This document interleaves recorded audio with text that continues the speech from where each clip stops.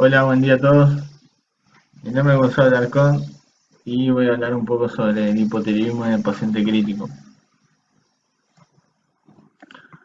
La importancia del tema es que es una patología que tiene una alta prevalencia en la población general y tiene ciertas consideraciones especiales en el paciente que está internado en la unidad de cuidado intensivo, dado que es una patología que muchas veces es infradiagnosticada y sobre todo es infradiagnosticada en la enfermedad no tiroidea que voy a analizar después.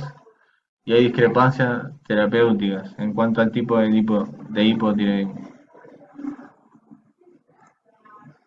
El hipotiroidismo es una situación clínica secundaria a un déficit de hormonas tiroideas. Es más prevalente en el sexo femenino y el diagnóstico clásico es a través de un perfil tiroideo donde se puede ver una TSH elevada y una T4 disminuida. Hay distintos tipos de hipotiroidismo.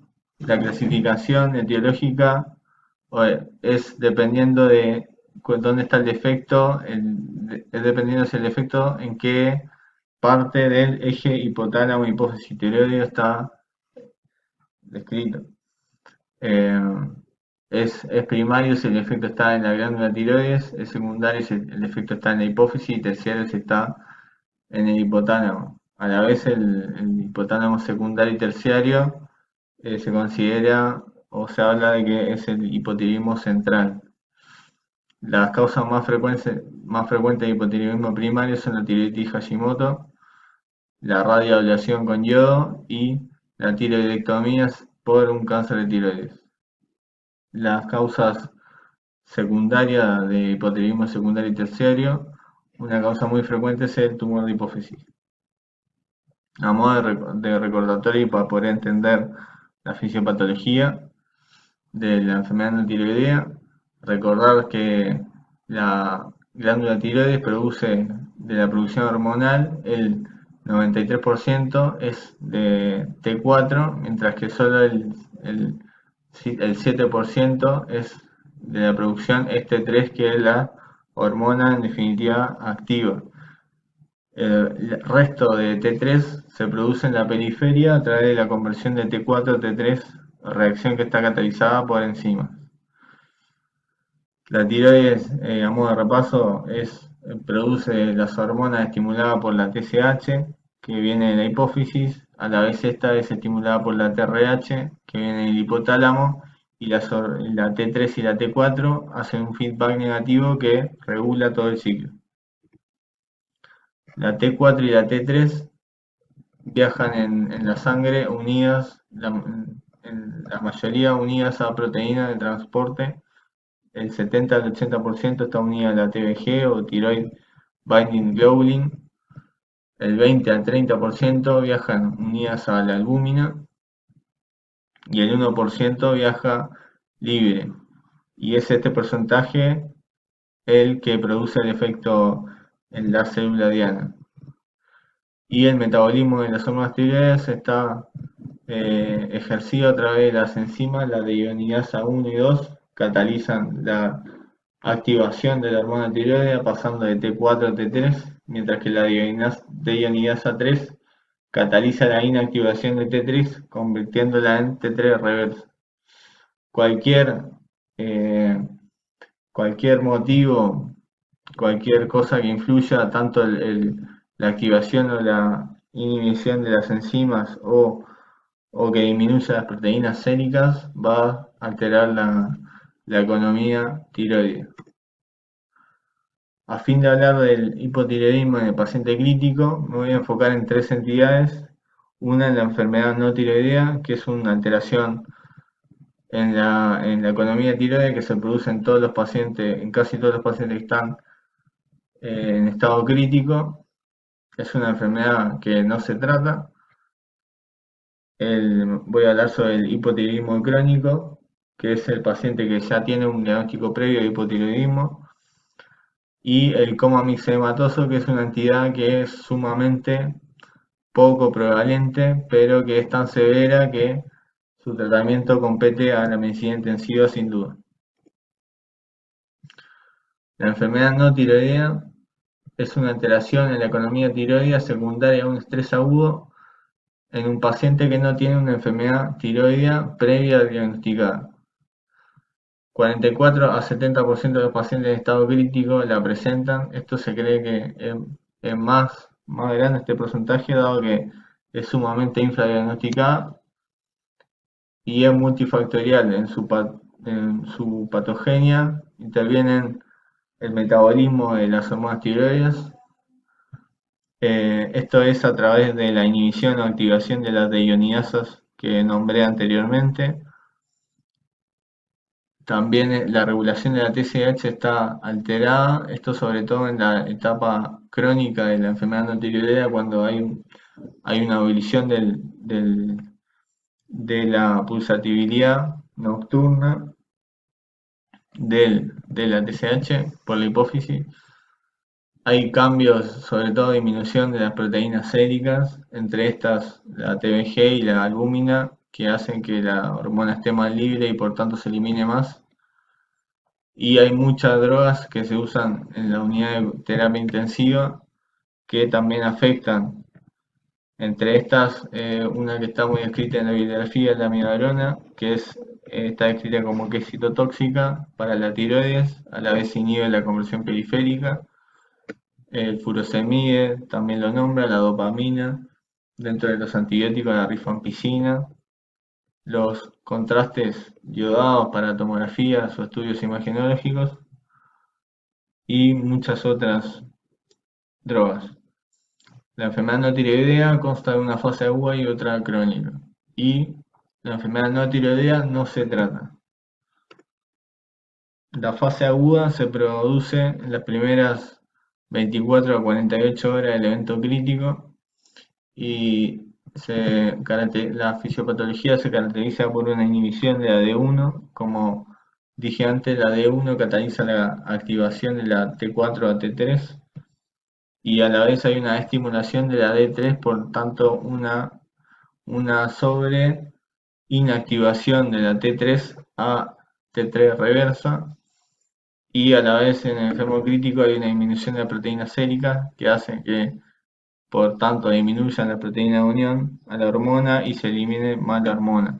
Estos tres mecanismos en definitiva van a producir un descenso de la T3 con aumento de la T3 reversa, una T4 y una TSH que en esta etapa aguda de la enfermedad no tiroidea van a estar normales. Hay una teoría de que esta fase aguda puede ser un mecanismo adaptativo para el enfermo crítico que se produce para así bajar el metabolismo y aplazar lo más que se puede el catabolismo. A fin de ilustrar esta teoría de que sea un método adaptativo, es que nombro este estudio, que en este estudio lo que se probó es que a los enfermos de la unidad que se le inició terapia, la nutrición parenteral tardía, tuvieron menos infecciones nosocomiales y menos días internados en la UCI comparados con los pacientes que se le inició la nutrición parenteral temprana. Por tanto, tuvieron un periodo de ayuno más grande y a la vez, mediante otra bibliografía, también se sabe que los pacientes que hacen ayuno tienen alteraciones tiroideas que asemejan a lo que es la enfermedad no tiroidea. Por tanto, está la teoría de que la enfermedad no tiroidea podría ser un mecanismo adaptativo del cuerpo para así bajar el metabolismo y disminuir el catabolismo. La fase crónica de la enfermedad no tiroidea comienza luego de los 10 días en que el paciente está internado en la UCI. A los mismos mecanismos enzimáticos y de disminución de proteínas que nombré antes, también se le suma la abolición del patrón pulsátil nocturno de la TSH. Esto resulta en una T3 aún más disminuida, una T4 disminuida y una TSH también disminuida. Por tanto, pasa de tener el perfil tiroideo pasa de tener un perfil más de hipotiroidismo primario o pseudo hipotiroidismo primario a ser un hipotiroidismo central. Hay una disfunción neuroendocrina que a la vez también en esta etapa se asocia con disfunciones de otros ejes endocrinos, entre ellos nombrar la bibliografía que el eje hipotálamo hipófisis adrenérgico. En esta etapa se agrava el pronóstico del paciente y es cuando también se puede presentar la sintomatología eh, que puede ser muy subjetiva de hipotiroidismo y para eso hay que tener muy presente en el enfermo que está internado, que tenga clínica sugestiva de hipotiroidismo como sea bradicardia, hipotensión, hipotermia, es cuando hay que sospechar y pedir un perfil tiroideo para saber si puede ser, si esto es una enfermedad no tiroidea o si es un hipotiroidismo per se que no, nunca fue diagnosticado o que se diagnostica en la unidad.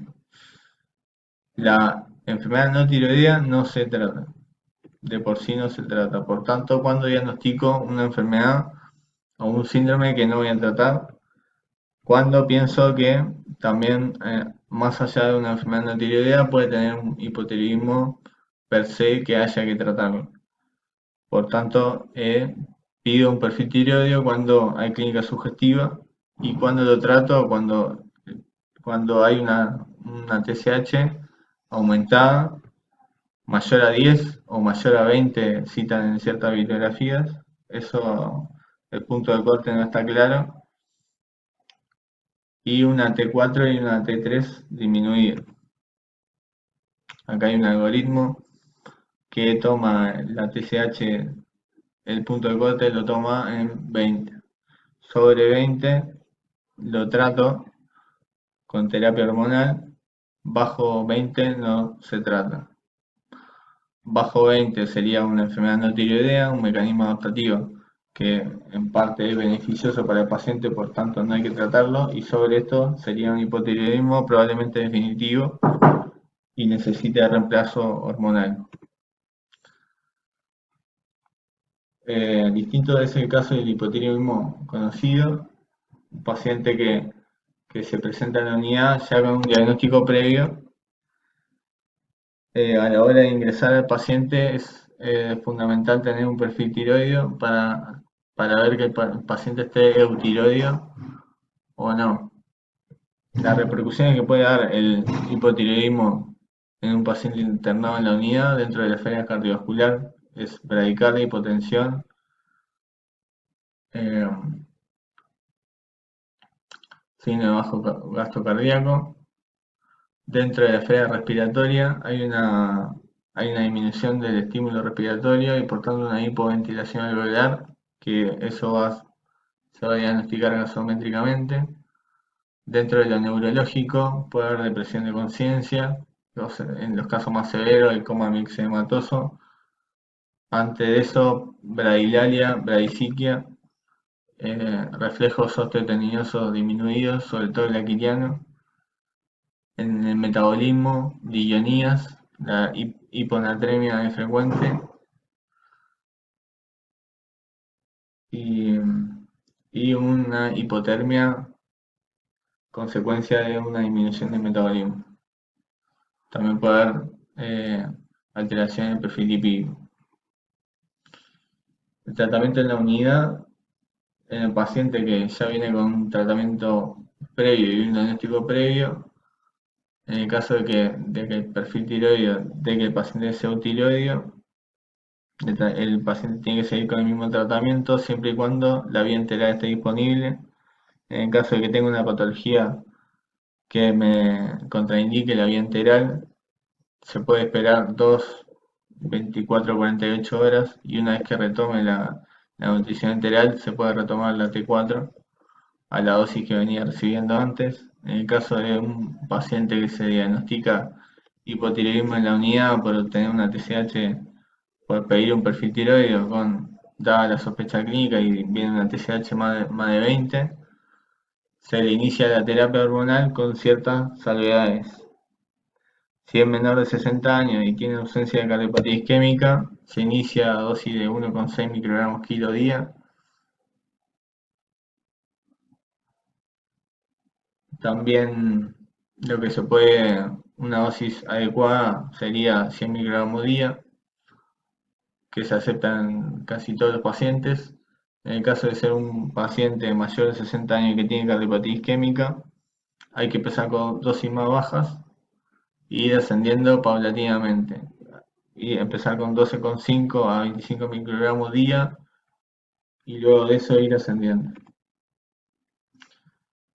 El coma mixedematoso es la descompensación aguda más grave del hipotiroidismo. Es una emergencia médica de alta mortalidad, tiene una muy baja prevalencia. Generalmente se presenta en pacientes que tienen un hipotiroidismo severo, conocido, maltratado. Son pacientes que viven solos, que se olvidan de tomar la medicación. Se puede presentar un hipotiroidismo que nunca fue diagnosticado, de comienzo insidioso, que fue progresando. La entidad puede manifestarse como una evolución de la enfermedad de base o puede a la vez ser descompensada por un evento agudo. La clínica es, dentro de lo neurológico, una disminución del estado de conciencia hasta el coma, convulsiones se pueden producir por la hiponatremia. Generalmente la familia te puede relatar una historia de letargo progresivo, una declinación funcional,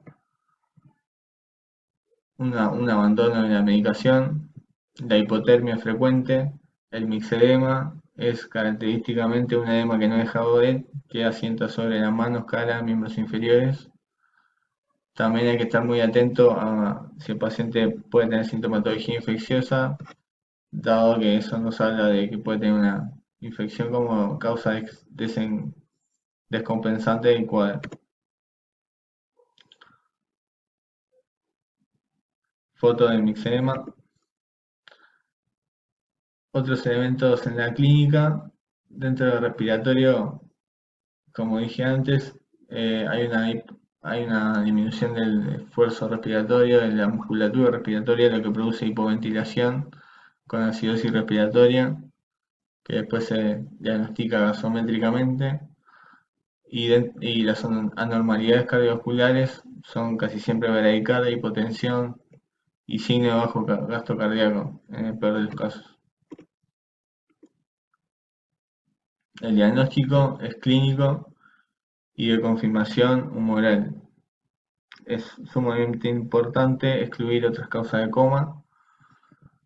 Eh, el perfil tiroideo, si bien hay que pedirlo y para poder confirmar el cuadro, como dije antes, el diagnóstico es clínico y el tratamiento no debería retrasarse por esto. En el perfil tiroideo, el patrón que vamos a encontrar va a ser una T4 muy disminuida y una TSH también bastante alta. En el caso del hipotiroidismo primario, puede que sea la TSH normal o baja en caso de un hipotiroidismo central. El cortisol el cortisol sérico es un examen que hay que pedir, dado que estos pacientes muchas veces asocian insuficiencia suprarrenal al ionograma para detectar hiponatremia u otras disionías y poder clasificarlas. Y en el electrocardiograma se pueden ver signos sugestivos como la onda de Osborn, y también va a tener una bradicardia, puede tener una bradicardia sinusal, puede tener un bloqueo de rama derecha. El tratamiento tiene 4 pilares. Uno son los corticoides, el reemplazo hormonal, la medida de apoyo y el tratamiento de la causa descompensante si lo hubiese. La terapia de reemplazo hormonal se sugiere que sea una combinación de T4 con T3, dado que en estos pacientes se espera que la conversión periférica esté disminuida. La vía de elección, la mejor vía sería la intravenoso, dado que la enteral la absorción enteral está disminuida. La T4 se tiene que dar en bolo de 200 a 400 microgramos intravenoso, seguido de 50 a 100 microgramos diarios hasta que el paciente tolere la vía oral. La T3 se hace también en bolo, 5 a 20 microgramos en bolo, seguido de 2,5 a 10 microgramos cada 8 horas, con especial cuidado en los pacientes cardiópatas y añosos. Y la T3 se sigue hasta la mejoría clínica. Una vez que el paciente mejore la conciencia, mejore los parámetros respiratorios y hemodinámicos, sigue solamente con T4. Y la monitorización del perfil tiroideo cada 24 horas. Esto nos va a ayudar a ver la tendencia de la ganancia de T3 y T4 y una disminución de TSH. Si bien el perfil tiroideo puede demorar semanas en normalizarse. Para lo único que nos sirve es para ver, como dije, la tendencia, que nos estaría hablando de que el tratamiento que estamos haciendo está surgiendo efecto. Los corticoides se dan empíricamente, hidrocortisona 100 miligramos cada 8 horas, esto por la asociación de insuficiencia suprarrenal. La medida de apoyo van a ser en una unidad de terapia intensiva. La ventilación mecánica con conexión a asistencia respiratoria mecánica está indicada por la depresión de conciencia, por la repercusión hemodinámica si es que la hubiese, y también para corregir la hipoventilación, la hipercapnia consecuente de esta. La corrección de la hiponatremia también es otro pilar, es otra medida de apoyo. La corrección de la hipoglicemia, la corrección de la hipotermia a través de medidas de recalentamiento pasivo. También hay que tratar una infección que nos esté descompensando el cuadro a través de antibióticos dirigidos a la sospecha.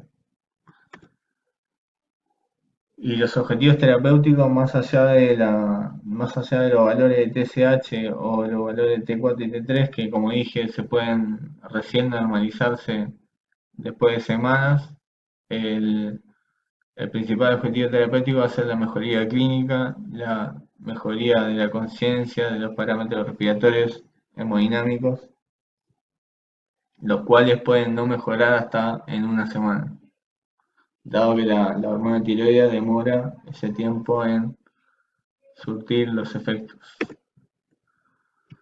Por último, analizar un caso clínico de una paciente que estuvo internada en la unidad, una paciente de sexo femenino de 66 años, que como antecedentes personales era hipotiroidea en tratamiento con T4, tenía hipertensión arterial en tratamiento con atenolol, insuficiencia crónica de miembros inferiores, insuficiencia venosa crónica de miembros inferiores, una lesión crónica del miembro inferior izquierdo que requirió múltiples curaciones y planes antibióticos. De la enfermedad actual fue traída por la unidad de emergencia móvil al Hospital Pasteur, dado que la encuentran en domicilio inconsciente. Concomitantemente tenía un cuadro aún de declinación funcional y abandono de la medicación. Al examen físico se constató un glauco de 8, una PA de 70-40, bradicardia de 40 ciclos por minuto, temperatura axilar de 35, un hemoglucotest de 1,03. Piel y mucosas hipocoloreadas, pliegue cutáneo hipoelástico, un tiempo de recoloración mayor a 2 segundos. En miembros inferiores, mango esclerotrófico bilateral y una úlcera exudativa del miembro inferior izquierdo. Del pleuro pulmonar tenía un MAP presente bilateralmente, estertores secos difusos, crepitantes bibasales y más a derecha. De lo cardiovascular, ritmo regular de 40 ciclos por minuto, ruido bien golpeado, silencio de líquidos. De hocico neuromuscular, el glauco de 8, midriase bilateral, reflejo fotomotor consensual presente, una decontracción lenta del reflejo aquiliano. Y en la paraclínica se destacó un hemograma que tenía 5.900 leucocitos a predominio de neutrófilos, plaquetas 171.000, una anemia de 9,2 microcítica hipercrómica, un tiempo de protamina del 69%, fibrinogen de 654, sin diionías, una función renal normal, un electrocardiograma que mostraba una bradicardia sinusal y una onda de Osborn en B5-B6. También tenía un bloqueo de rama derecho. De la gasometría arterial se constata una hipoventilación alveolar con una acidemia de 7,32, una hipercapnia de 52,3 y un bicarbonato 26,4. Se le realizó una tomografía de cráneo que no mostró alteraciones. Con planteo de coma mixedematoso o intoxicación por beta bloqueantes o una sepsis de piel y parte blanda, ingresa a la UCI el 11 de septiembre. Se inicia apoyo con vasopresores, intubación orotraqueal con conexión a la asistencia respiratoria mecánica. Se inicia antibiótico terapia empírica en base a ampicilina, sulbactam, Bactrim. Se inicia tratamiento a dosis habituales de T4, enteral e hidrocortisona. Se descarta el coma mixedematoso en la evolución, dado que viene una TSH que viene en rangos normales y viene una T4 que venía levemente disminuida, 0,69. Por tanto, el diagnóstico en la evolución pasa a ser de sepsis de piel y partes blandas con DOM neurológico, hemodinámica, hematológica y de la crisis. Del resto de la evolución en la unidad se destaca la paciente evoluciona mal, sin mejoría de sus disfunciones, agregando injuria renal aguda con criterio de hemodiálisis, un síndrome de diestrés respiratorio agudo y bacteriemia a Klebsiella NDM. Se limita el esfuerzo terapéutico dado pésimo pronóstico y la paciente fallece el día 30 del 9. Con el fin de hacer preguntas hipotéticas de cómo se podría manejar a la paciente, si bien el coma mixematoso se descartó, era una paciente que tenía el antecedente de hipotiroidea, tenía clínica sugestiva de coma mixematoso, tenía la causa de descompensación de haber abandonado la medicación y de tener una infección de piel y partes blandas, y haciendo un diagnóstico clínico que, como dije anteriormente, no se necesita el perfil tiroide para esto. Si hubiese la paciente beneficiado de terapia con T4 dosis de coma mixedematoso y en la evolución, si bien se descartó el coma porque vino una TSH en rangos normales, durante su internación sigue con signos de hipofunción tiroidea como bradicardia, hipotermia, hipotensión. Era justificable la reiteración del perfil tiroideo. Y bueno, para concluir, decir que la enfermedad no tiroidea es una alteración sumamente común que no se trata. El perfil tiroideo está indicado en pacientes que tienen diagnóstico previo de hipotiroidismo y pacientes que en la evolución agregan sintomatología sugestiva de hipotiroidismo. El tratamiento del hipotiroidismo debe ser individualizado en función de la edad del paciente y la presencia de cardiopatía. El coma mixedematoso es una emergencia médica de alta mortalidad que admite ingreso a UCI y tratamiento hormonal agresivo.